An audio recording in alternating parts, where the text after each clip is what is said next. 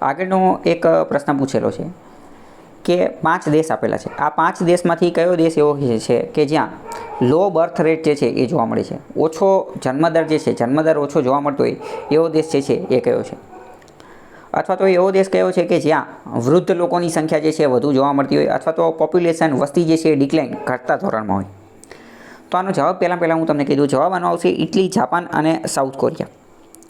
જવાબ તમે કઈ રીતે આપી શકો? તો જાપાન તો જે છે એ ઘણા વર્ષોથી જે છે જોવા મળે છે કે ભાઈ જાપાનની અંદર લોકોનું સરેરાશ આયુષ્ય જે છે એ ખૂબ વધારે છે, સરેરાશ આયુષ્ય ખૂબ વધારે છે. બીજું, જાપાનમાં લોકો જે છે એટલા બધા લગ્ન જે છે એ કરતા નથી, અથવા લગ્નની ઉંમર જે છે બહુ મોડી જોવા મળે છે.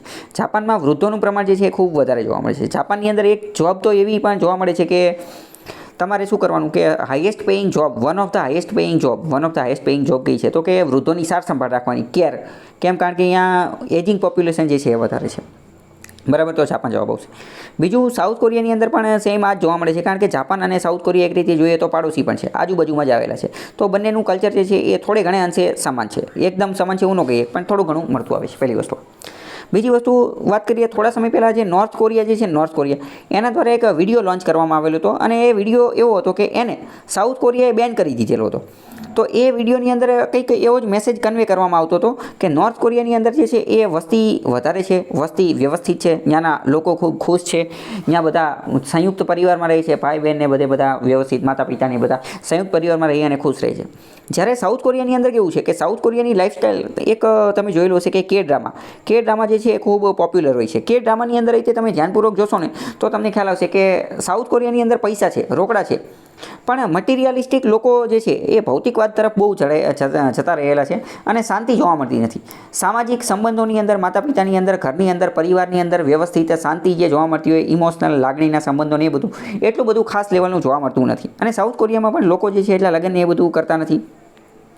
તો સાઉથ કોરિયાની અંદર આજે નોર્થ કોરિયાનો જે વિડીયો હતો એ બેન કરી દેવામાં આવેલો હતો, કારણ કે નોર્થ કોરિયાના લોકો જે છે એ ખુશ દેખાતા હતા. એનું મ્યુઝિક પણ ખૂબ ખતરનાક હતું, સુપર હતું, નેક્સ્ટ લેવલનું હતું.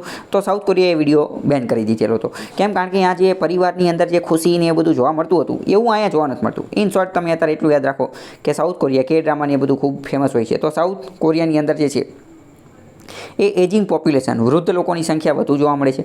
ત્યાં જે છે એ બર્થ રેટ, જન્મદર નીચા જઈ રહ્યા છે, અને પોપ્યુલેશન ડિક્લાઇનિંગ, ઘટતી પોપ્યુલેશન અહીંયા જે છે એ જોવા મળી રહી છે. અને સેમ આ જ વસ્તુ જે છે એ ઇટલીની અંદર પણ જોવા મળી રહી છે. અહીંયા બીજી વાત કરીએ કે ઇટલી તો ખરા જ, પરંતુ સાથે સાથે યુરોપના ઘણા બધા દેશો જે છે એ બધા દેશોની અંદર, યુરોપના મોટા ભાગના દેશોની અંદર આ સમસ્યા જોવા મળી રહી છે કે અહીંયા જન્મદર નીચા જતા રહ્યા છે, અને ત્યાંના લોકોની વસ્તી જે છે ઘટી રહી છે. જ્યારે વાત કરીએ કે જ્યાં નાઇજીરિયા અને સાઉથ આફ્રિકા, આ તો આફ્રિકાના દેશો છે.